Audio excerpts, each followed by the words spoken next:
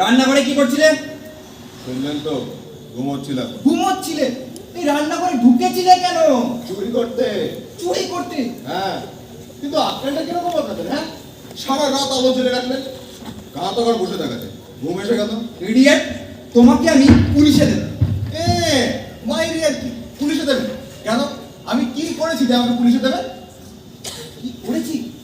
পুলিশের রুলের গুতো খেলেই বুঝতে পারবে কি করেছো। কেন পুলিশের রুলের গুতো খেতে যাবো কেন? শুধু শুধু শুধু শুধু বাড়িতে চুরি করলে পুলিশের রুলের গুতো খেতে হয়, জানো না? না। বেশ, পুলিশ এলেই বুঝতে পারবে কেন রুলের গুতো খেতে হয়।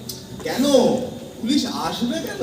বাড়িতে চোর ঢুকলে পুলিশ আসে, এটাই নিয়ম। ও তাই? কিন্তু চুরি না করলে তো পুলিশ আসার কোনো নিয়ম নেই। ইডিয়েট, নিয়ম বেনিয়ম তোমার কাছ থেকে শিখতে হবে। যাত্রা শিল্প গেল গেল রব। আমরা দেখেছি যাত্রা হয়েছে এক সময় বা হচ্ছে কলকাতা, বহরমপুর, করিমপুর এবং গ্রাম থেকে গ্রামান্তরে, কিন্তু বর্তমানে এসব এখন ছায়াছবি, গল্পের মতো। মানুষ প্রায় ভুলেই গেছে। এরই মধ্যে আমরা দেখতে পেয়েছি নদিয়ার করিমপুরে সরস্বতী নাট্য সংস্থাকে। সরস্বতী নাট্য সংস্থা নাটক পরিবেশন করে থাকে। নমস্কার, বলুন। নমস্কার। হ্যাঁ, আমাদের এবারের সরস্বতী নাট্য সংস্থার এটা ২৬তম নাট্য উৎসব। আমরা এই নাট্য উৎসবটা ৩ দিনের করছি। আমাদের এখানে প্রতিদিন 2টো করে নাটক থাকছে, একাঙ্ক নাটক।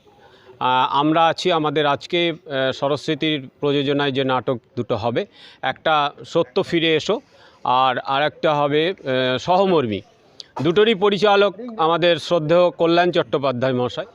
আর সবচেয়ে আমার যেটা বলার সেটা হচ্ছে যে আমি বা আমার সঙ্গে যারা আছে, আমাদের সেক্রেটারি অনুপ বিশ্বাস, তারপরে শ্যামল চক্রবর্তী, এরা চেষ্টা করছি যে সরস্বতীতে নতুন প্রজন্মের তরুণদেরকে আনবার।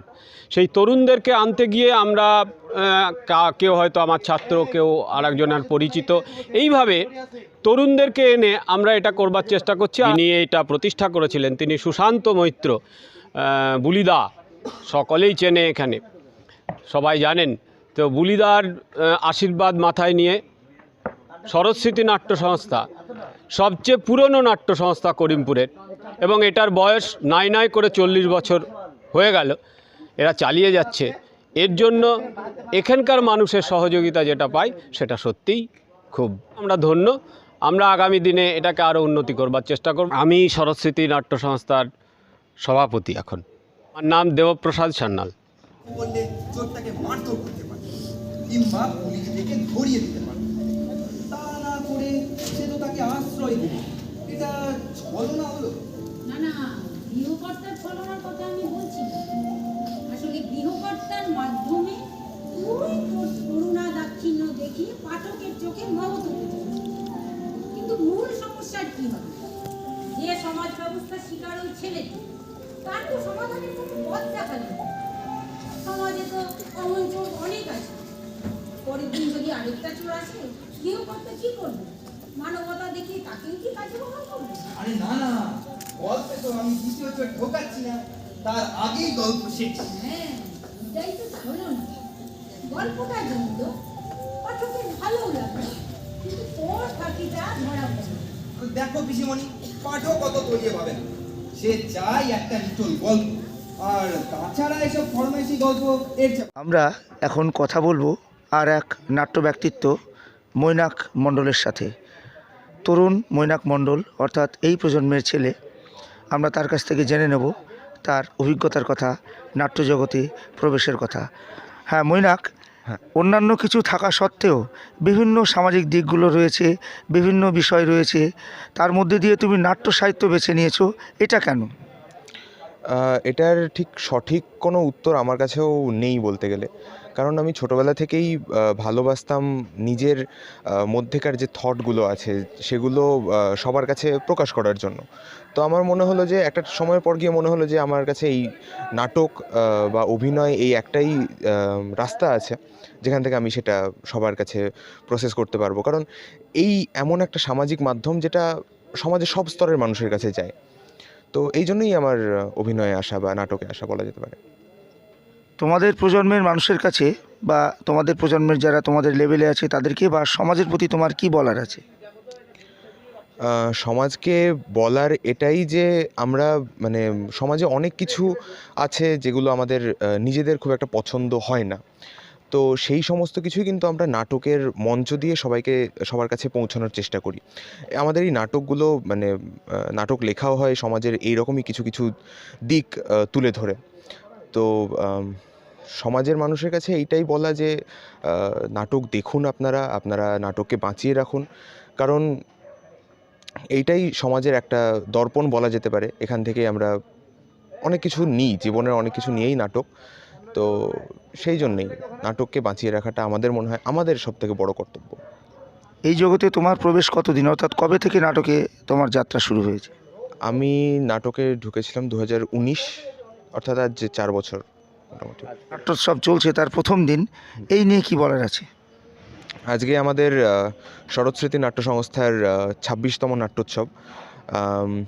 তো সারা বছর আমরা এই একটা দিনের জন্যই বা এই কয়েকটা দিনের জন্যই আমরা মুখ তুলে বসে থাকি যে হ্যাঁ, একটা নাট্যোৎসব হবে, সবাই মিলে একটা করা হবে। এই যে সমস্ত কিছু আপনারা দেখছেন, এই পুরো 1 বছর ধরে এটার আমরা প্রস্তুতি নিয়েছি এবং পুরোটাই যেহেতু আমি ছিলাম, তো আজকে একটা ভালোও লাগা হচ্ছে, একটুখানি টেনশনও হচ্ছে যেহেতু আমার নিজের নাটক আছে আজকে।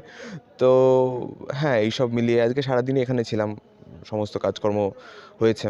তো একটা উৎকণ্ঠাও আছে আজকে কেমন হবে সেটা নিয়ে। আজকে আমাকে মানুষজন বলেন যে হ্যাঁ, আমার কাজ ভালো হয় বা এরকম কিছু, সেই সমস্ত কিছু আমার নাটক থেকেই পাওয়া।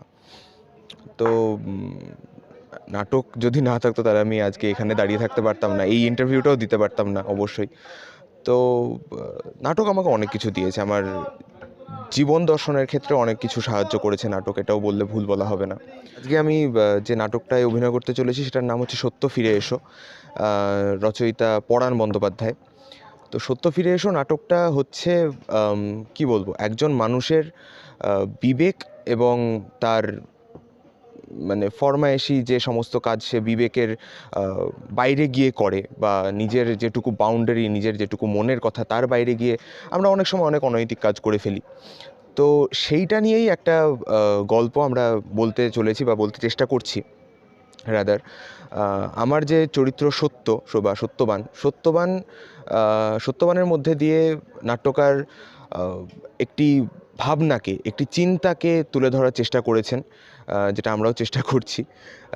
যে আমাদের অনেক কিছুই অনেক সময়ে অনেক এমন কিছু হয় যেখান থেকে আমরা অনেক কিছু কাজ করে ফেলি যেটা আমাদের পরে মনে হয় যে হ্যাঁ, আমরা এই কাজটা না করলেও পারতাম, বা এই কাজটা আমাদের করা উচিত হয়নি, বা এটা করলে আমি সমাজের প্রতি কী অবদান রাখছি সেটা ভালো না খারাপ সেই ব্যাপারে একটা ধারণা তৈরি হয় আমাদের পরে। কিন্তু সেই সময়টায় কী করা উচিত, কী করে মনকে শান্ত করা উচিত, কোন ডিসিশন নেওয়া উচিত, সেটা সবসময় আমাদের মাথায় আসে না। তো এই সত্যবান যে চরিত্রটা আমি করছি সেটা এরকমই একটি চরিত্র যে মানে সেই চিন্তাটাকে বলে। আমার নাম মৈনাক মণ্ডল, আমি শরৎস্মৃতি নাট্য সংস্থার একজন নিতান্ত সদস্য এবং অভিনেতা। আমরা এখন কথা বলবো আর এক নাট্য ব্যক্তিত্ব নীলাদ্রি শঙ্কর মুখোপাধ্যায়ের সাথে। আমরা নীলাদ্রির কাছ থেকে জেনে নেব তার ব্যক্তিগত জীবন, নাট্য সাহিত্যে তার প্রবেশ, অভিজ্ঞতা এবং আজকের নাটক নিয়ে তিনি কি বলতে চান। হ্যাঁ, নমস্কার নীলাদ্রিবাবু। আজকের নাটক সম্পর্কে আপনার কি বলার, বা সার্বিক নাট্য বিভাগ নিয়ে আপনার কি বলার আছে? দেখুন, থিয়েটারটা তো আমাদের একটা খুব প্যাশনের জায়গা আমাদের মতো মানুষজনের কাছে। তো থিয়েটার কালচারটা ধরে রাখা এখন পশ্চিমবঙ্গের বুকে খুব একটা টাফ কাজ বলে সাহিত্য ব্যক্তিত্বরা, থিয়েটার ব্যক্তিত্বরা মনে করেন। তো সেই জায়গায় দাঁড়িয়ে করিমপুরের মতন একটা তথাকথিত কলকাতার মানুষের কাছে এটা ব্যাকওয়ার্ড জায়গা। তো সেই জায়গা থেকেও এইখানে যে এত নাট্যপ্রেমী মানুষ রয়েছেন, নাট্যমোদী মানুষজন রয়েছেন, এবং থিয়েটারকে যে এত প্রাধান্য দিচ্ছেন, এবং অনেক নাট্য দল এখানে এসে তারা তারিফ করেন যে করিমপুরের দর্শকের মতন দর্শক আমরা পাই না।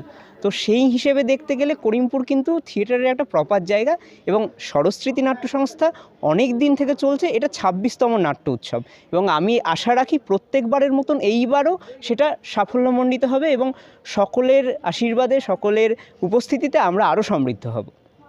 হ্যাঁ, নমস্কার। নমস্কার। আপনারা যে নাট্যের আয়োজন করেছেন, নাট্যসূচি এই বিষয়ে জানান। আমরা এটা প্রতি বছরই করে থাকি। এবং এটা 26তম নাট্যোৎসব। 1983 সালে আমাদের এই সংস্থাটা প্রতিষ্ঠিত হয়েছিল। আজ থেকে আমরা এই 26তম পথ অতিক্রম করলাম। এটা আমাদের বলতে গেলে আপামর করিমপুর জনগণ, করিমপুর ব্যবসায়ীবৃন্দ, এদের সহযোগিতায় এবং এদের কাছ থেকে সাহায্যে আমরা এই নাট্য সংস্থা যে কর্মযোগ্য এই নাট্যোৎসবের সেটা আয়োজন করে থাকি। বিপুল খরচ, আমাদের এখানে নাই অডিটোরিয়াম, তার জন্য আমাদের এইখানে এটা নিজস্ব মাঠ, এটা অডিটোরিয়াম করব বলেই আমরা এই মাঠটা কিনেছি। এখনও করা সম্ভব হয়নি আর্থিক সমস্যার জন্য। তো আমাদের এখানে অডিটোরিয়াম যদি একটা হতো তাহলে আমাদের এত বিপুল খরচ করে এই মঞ্চ করার দরকার হতো না। কোনো সময় আমাদের এই আর্থিক যে বিপুল ব্যয় সেটা অনেক সময় ওঠে না, তখন সেটা ঘাটতি থাকে, আমাদের নিজেদের পকেট থেকে করতে হয়। আর সর্বোপরি আমাদের এখানকার ছেলেমেয়েরা অক্লান্ত পরিশ্রম করে, যারাই অভিনয় করে তারাই এত কিছু করছে, এইভাবেই করে থাকছি। আর সবথেকে বড় ব্যাপার হচ্ছে আমাদের এখন জুনিয়ররা অনেকে এসব করতে চায় না, কিন্তু আমাদের এখানে সব জুনিয়র ছেলেমেয়েরা এগিয়ে এসেছে, নাটক করছে, তারা খাটছে। নাটকের যেসব প্রয়োজনীয় জিনিসপত্র তারাই নিজেরাই অ্যারেঞ্জ করছে। এইটাই আমাদের কাছে ভবিষ্যৎ প্রজন্মের কাছে একটা বার্তা দেওয়ার চেষ্টা করছি, যাতে বিভিন্ন রকম জিনিস যেমন মোবাইল বা অন্য জায়গায় আড্ডা ইয়ার্কি মেরে বিভিন্নভাবে বিপদগামী জায়গায় চলে যায় পড়াশোনা করে ছেলেমেয়েরা। আমরা চাই তারা এইসব নাট্য সংস্থার সঙ্গে যুক্ত হোক, নাটক করুক, মনের বিকাশ ঘটবে, অনেক কিছু সমাজের অনেক কিছু তুলে ধরতে পারবে তারা। এভাবেই আমরা সমাজকেও কিছুটা শিক্ষার জন্য কিছুটা নিবেদন করতে পারবো। এটাই হচ্ছে আমাদের উদ্দেশ্য।